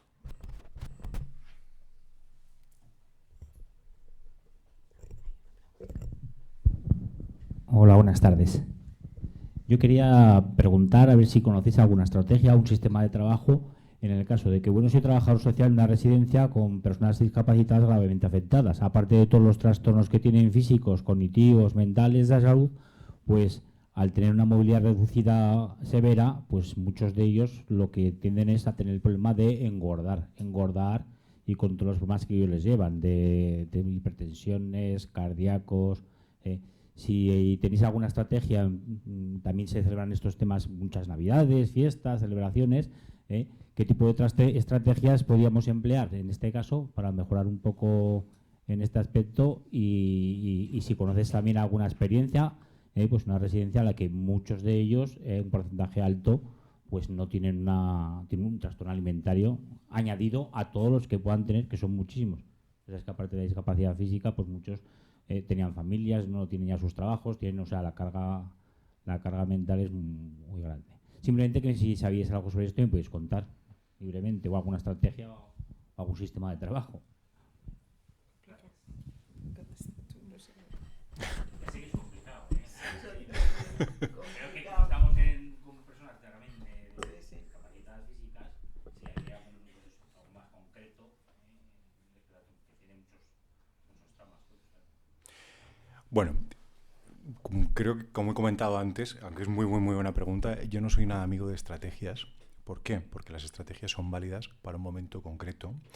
Y como he intentado hablar un poquito de esto, o vamos al origen de lo que realmente está pasando, o el síntoma se va a desplazar. O sea, es decir, quizá podemos utilizar un montón de técnicas, eso sí que podríamos hablar, ¿no?, para que la gente no coma en un momento determinado. Pero si la problemática sigue estando, el síntoma se va a mover hacia otro lado. Entonces, desde luego es una población que evidentemente, cuando digo una población, es una parte de la población, vamos a decirlo así, que puede tener una prevalencia bastante mayor en el desarrollo de este tipo de patologías. Mira, yo particularmente, hay aparte de un análisis importante en ver la historia de todas estas personas, ¿no?, de cada uno de forma individualizada, un poco lo que hablábamos antes y que decía Alfredo del enfermo, es que no soy nada amigo de estrategias. Entonces, si tuviéramos la capacidad de analizar qué es lo que le está pasando a esa persona, por qué está comiendo. Si estamos hablando, por ejemplo, de un atracono que está comiendo más en esta época, ¿por qué estás comiendo? No estás comiendo porque no ves a tus familiares, estás comiendo porque te sientes solo, estás comiendo porque no te puedes mover, estás comiendo porque no te sientes feliz. Si nosotros no hacemos una analítica de lo que realmente le está pasando a ese paciente desde el prisma del paciente, es que no vamos a poder hacer absolutamente nada. Porque yo te puedo decir 4 o 5 técnicas para que tú no vayas a la nevera por las noches, pero si la problemática sigue existiendo, quizá en 25 días te estés pinchando heroína. No lo sé. Porque voy a buscar esa pulsión, voy a tener que acabar con esa misma necesidad, ¿no? Entonces, aquí sí que volvemos a lo que decía antes ella. Muchas veces, en ocasiones, el problema que tenemos es una cuestión de medios y una cuestión de capacidad profesional para poder acceder de forma individualizada a lo que realmente significa. ¿Puede ser una utopía? Puede ser una utopía, ¿de acuerdo? Pero si existe un profesional psicológico, un profesional nutricionista que sepa a nivel alimenticio qué es lo que mejor puede comer, que esto es imprescindible, y además profesionales dentro de la nutrición que sepan de estos temas, que esto que también cada uno tiene que ver sus especialidades, ¿no? Pero tenemos que analizar ese caso, si no al final estamos matando moscas a cañonazos, volvemos exactamente al mismo proceso. Tenemos que digerir bien qué es lo que le está pasando a esa persona, resolverla, ayudar a resolver ese conflicto, y entonces conseguiremos que poco a poco esa persona vaya comiendo menos, independientemente de que tenga una discapacidad física o no, en este caso. Sí, no, nosotros no se nos ha planteado de momento ningún caso así, pero sí que es cierto lo que dice Santiago, es decir, que si esa persona está comiendo de forma compulsiva y sigue teniendo su preocupación porque está ganando peso, pues bueno, pues primero habrá que decirle pues que no se preocupe, que no hable tanto de peso, ¿no? Quien le tenga que preparar la comida, porque seguro que ello no se lo prepara, pues que le dé lo que... Pero habrá que ir más allí y hablar con esa persona, porque si no el problema seguirá, porque la cabeza es lo que le genera el problema. Buenas tardes. Bueno, lo primero, gracias por la charla. Me ha gustado mucho, como también soy del gremio, pues me interesa. Yo quería comentaros qué opináis, porque esto está muy bien, que tengamos un montón de sitios, de lugares en los hospitales, y que a veces estemos más dentro de la sanidad pública y privada, pero ¿consideráis que en algún momento esto se va a atajar? Lo digo porque ¿consideráis que la industria, tanto del marketing como de la alimentación, va a permitir que este tipo de publicidad que nos entra por los ojos, que muchas veces ayuda a todos estos pacientes, consideráis que por mucho que la sociedad esté intentando que exista este tipo de unidades, van a ser capaces de evitar todo lo que lleva el tema de la alimentación, el tema de la pérdida de peso, la operación bikini, la operación post-Navidad? ¿Consideráis que esto también debería regularse? ¿Consideráis que en algún momento vamos a llegar al punto en el que eso por fin cambie? ¿O conocéis algún país europeo en el que esto cambie? Porque si es así, me interesa muchísimo. Pues te digo rotundamente no. Esto ha venido para quedarse, pero hace muchísimos años. Y esto no cambiará, porque las personas vamos creciendo y casi, pues a lo mejor cuando yo tenía 20 años, pues sí que ya era moda estar delgada y estas cosas, y unos estábamos más y otros menos, ¿no? Pero es que yo he tenido hijos y seguíamos lo mismo, y esto sigue igual. Sí que es cierto que la publicidad es machacona, y ahora mueve mucho dinero. Pero cuando hace ya unos cuantos años, pues en 2011 se hizo, por la insistencia de todas las asociaciones de España, que habíamos hecho un estudio sobre las tallas. Acordaros que bueno, las tallas ahora han mejorado algo, pero antes no te podías vestir en ninguna tienda medianamente un poco normal si no tenías una talla menos de la 42. Entrabas a una tienda, hace mucho que no lo digo, pero yo entrabas en una tienda, se me quedaban mirando de arriba abajo y me dijo, uy, de su tallica no tenemos. Y salías como diciendo, ¿qué hago? ¿La mato? Claro. Entonces, hay un chiste de Forges que yo lo sigo teniendo colgado, en el que decía, hay una señora delante de un espejo con un jersey puesto aquí en la cabeza, y le dice la dependiente, tallas más grandes no tenemos. Y la señora le dice, ¿y discriminaciones más pequeñas? Pues es decir, que eso, y nosotros hicimos un estudio sobre las tallas, todas las asociaciones de España, se presentó un estudio en el Ministerio de Sanidad, no, lo presentamos en la Caixa en Madrid, y el estudio se llamaba No encontrar tu talla te puede hacer enfermar, porque era cierto, y es cierto, es decir, que las chicas y los chicos se visten todos en las mismas tiendas y se visten todos iguales, porque pues no, pues si a fulano, sin pensar si le sienta bien o mal, pero se tienen que meter todos en ese tipo de tallas. Y entonces la respuesta del ministerio fue hacer un estudio que creo que lo interrumpieron. Primero hicieron de mujeres y luego el de hombres en la Universidad de Valencia, creo que fue. Y entonces salió el estudio y decía que las mujeres éramos cilindro, campana o no sé qué más. Entonces, claro, dices, a ver, si no queremos que nos etiqueten en las tallas, nos etiquetan en el cilindro, en la campana, los hombres eran pera y otra cosa más. Entonces, pero no se ha seguido con eso, porque la industria de la moda no quería. Había determinados modistos que sus diseños no podían hacerse más de la talla 44. Entonces, si había una... Pero claro, eso es muy no sé, muy subjetivo, porque a ver, ¿quién da el prototipo de talla? Entonces, en las pasarelas hubo un tiempo que en la pasarela Cibeles, cuando se llamaba pasarela Cibeles, fueron a pesar y a las modelos incluso les medían el índice de masa corporal. Pero a ver, las tenían muertas de hambre durante 2 días. Que decían, no, por allí por detrás, están medio caídas que no. Pero bueno, pero supermodelos hay 8, mujeres somos muchas más. Entonces, pero que todo esto, pues ahora ha cambiado y las tallas son un poco mejores. Pero aún así, pues pero bueno, pues con no ir a esa tienda ya está. O sea, que es que... Y sí que el machaque de la publicidad y todo eso, y sobre todo eso, que pensar que las personas nacemos, somos niños, adultos, más mayores, y llegamos a ser súper mayores. Pero no vamos a ser todos iguales. Y no podemos estar, tenemos a los 20 años igual que a los 70. Es que eso es impensable. Y mientras no aceptemos eso, pues claro, ¿ahora qué es? Pues el botox, el no sé qué. Pero si al final parecemos cartones. O sea, entonces es que se estiran la cara, pero es que es no aceptar, no aceptarse a uno mismo. Eso, la autoestima es lo más importante, pienso yo. Y ya está. Y bueno, pues si esa señora o ese señor tiene 70 años y mira qué bien está, pues estupendo. Y otro que tiene 70 y pues, cuando ves a los de tu promoción, ¿qué piensas? ¿A que sí? Pues eso. Bueno, yo es que esto soy muy activista.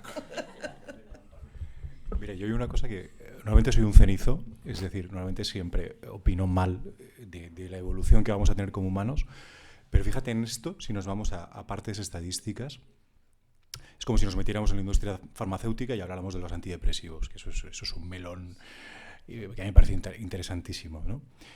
Hay 3 cosas a tener en cuenta. Y una parte es que si el apego vincular que el niño tiene al principio lo tiene con los padres, de ahí deriva a la dependencia de campo, que es el segundo apego, que es los amigos, la parte social, y un tercer apego, que realmente es el de la pareja, los 3 grandes apegos del humano en su propio desarrollo evolutivo, nosotros estamos preprogramados para gustar. Entonces, esa influencia la tiene el pavo real, la tiene el ciervo y la tenemos los humanos. Esto es complejo, porque aquí nos meteríamos en un campo donde realmente significa de qué sirve que yo realmente tenga un cuerpo u otro. Y estaríamos hablando de temas de fertilidad, temas antropológicos muy, muy complejos y muy interesantes. Entonces, siempre vamos a querer gustar. Y esto es una necesidad antropológica del humano. ¿Qué ocurre? Que aquí yo creo que, fíjate, sí que voy a ser un poquito positivo, y es, nos vamos a ir, que si realmente somos capaces de poder, desde diferentes gobiernos, de incidir en esto, la verdad es que las estadísticas nos dan la razón. Con las campañas antitabaco se consiguió que la gente disminuyera su cantidad de ingesta, ¿no? En este caso, con las campañas de tráfico conseguimos que hubiera menos accidentes y que la gente se pudiera poner el cinturón. Si realmente incidiéramos en esto, seríamos capaces de poder conseguir cambiar con la sociedad. Precisamente, el otro día tuve el privilegio de estar en Cibeles y las modelos eran diferentes. O sea, es decir, está existiendo un cambio, ¿no? Tanto en edades como en físico, como en cambios. ¿Interesa? No. Lo que pasa es que volvemos a lo mismo. Esto es un 25 o un 30% de los casos de los trastornos de alimentación. El resto proceden de otros lugares. Pero creo que realmente si se hace una buena incidencia, podemos conseguir un cambio importante. ¿Que la industria lo consienta? Bueno, pues es que esto ya es un tema que no nos compete.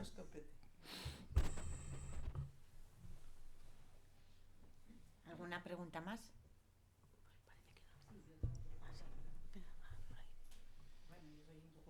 Soy novata todavía en esto. Pues mi hija lleva unos meses con anorexia.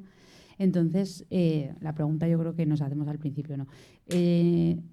¿Es revertible de alguna forma? ¿Se puede la enfermedad en las primeras etapas revertir o no? ¿O llega y ya ha llegado? Porque es que mi hija le pone hasta una fecha que su mente cambió, ¿no? Entonces, ¿es revertible o ya o no? ¿O ya tienes la enfermedad y la tienes de por vida? No, vamos, yo ya he dicho que hay muchas que se curan. Sí, bueno, me refiero en las primeras etapas, ¿no? Sí, o sea, perdón, en los primeros meses, ¿no? Si puede ser la evolución rápida de la curación, no sé si completa o casi completa. A ver, curación rápida en esto, no, porque esto es poquito a poco. Porque tú lo has visto cuando se ha manifestado, y en esto, Santiago, corrígeme, porque yo soy geógrafo, no de esto no, pero sí que es cierto que tú lo has visto en el momento que se ha manifestado, pero a lo mejor no sabemos cuándo estará eso ahí, pero sí que es cierto que si ella está pues atendida y la actitud es buena, pues a lo mejor, yo no te digo que esperes que se cure de hoy a pasado mañana, como cuando se hace una herida, la tapas, tardará más o menos.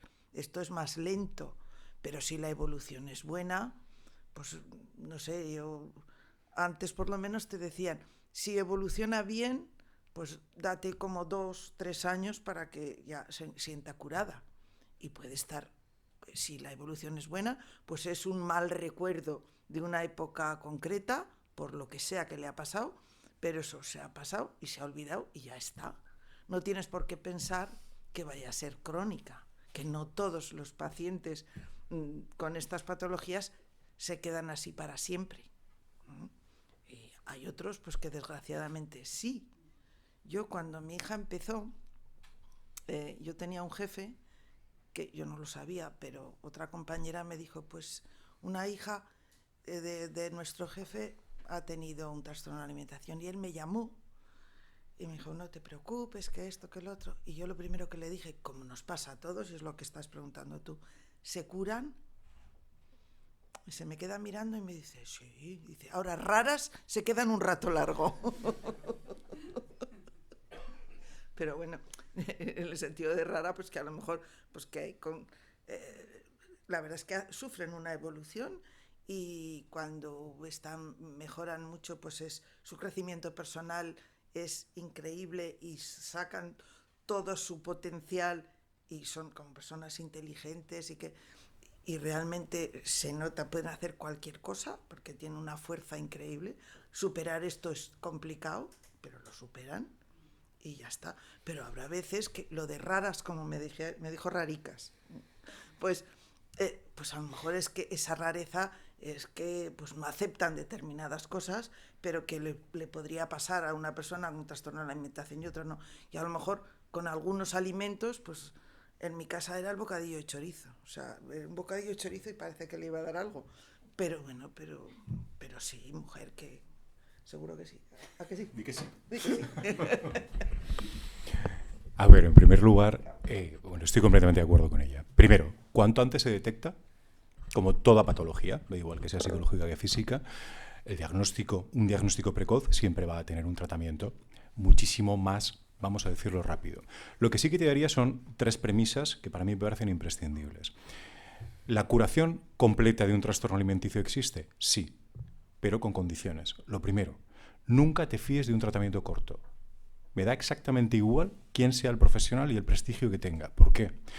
Porque esta enfermedad y esta patología tienen, permíteme la coloquialidad, muy mala leche y se queda abajo, ¿de acuerdo?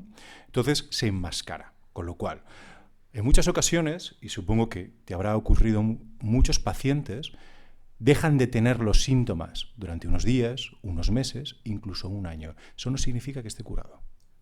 Significa que puede estar curado, pero que está presente. Entonces, tienes que asegurarte, lo primero, que al profesional que le estés llevando, a tu hija en este caso, sea alguien especialista en trastornos alimenticios y sepa de lo que está hablando. Y sepa de lo que está tratando en este caso.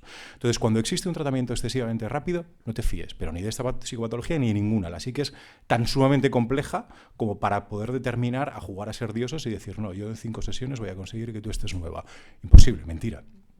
¿Quién te lo estoy diciendo?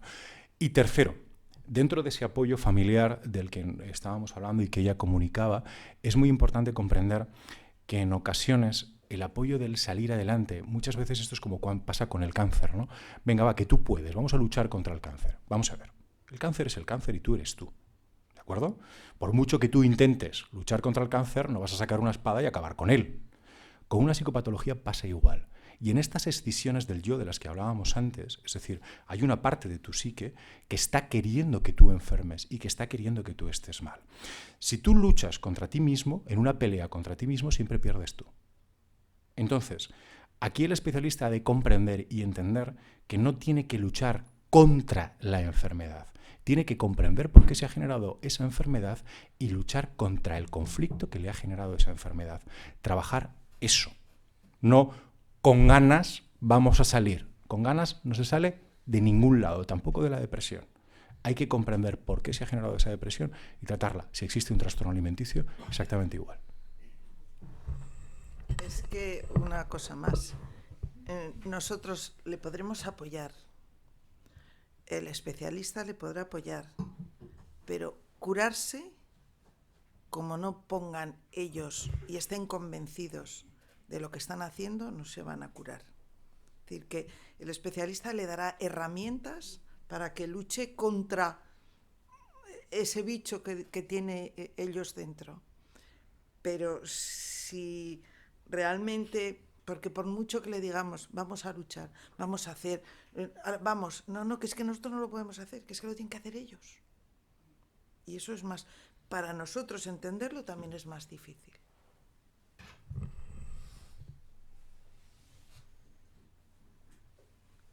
¿No hay más preguntas? Pues bueno, en primer lugar, agradeceros a Santiago y Carmen que vaya lujo de charla nos habéis dado y de experiencia y de todo, como siempre, una maravilla. Y con la clínica Montpellier, aquí con Esther a mi lado, como que ha sido la verdad una maravilla, y esperemos que dentro de poco podamos hacer otra, porque ahí la perspectiva, como he dicho, médica y la perspectiva personal tienen que ir de la mano y se tienen que trabajar, y espero que haya sido muy interesante. Se quedará en el YouTube de la clínica Montpellier por si alguien no lo ha podido ver, y que agradecer a todos y todas los que habéis venido aquí, y espero que haya sido muy interesante y nos vemos en la próxima. Muchas gracias a todos y todas.